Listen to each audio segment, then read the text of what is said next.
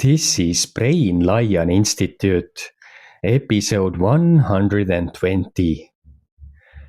Long-term stability. What regulated life actually looks like.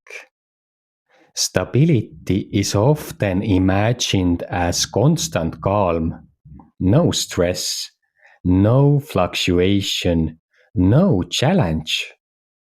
But biologically, stability looks different. A regulated nervous system still experiences change. Stress appears, emotion moves, challenges arise, but the system responds differently. Recovery is faster, reactions are flexible, energy returns more easily. Stability is not the absence of difficulty. It is the ability to adapt.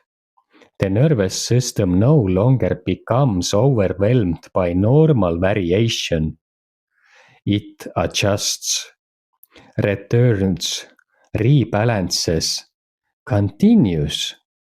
This is long-term regulation, not perfection, but resilience. Next episode. How growth continues after stability is established. Please subscribe and like.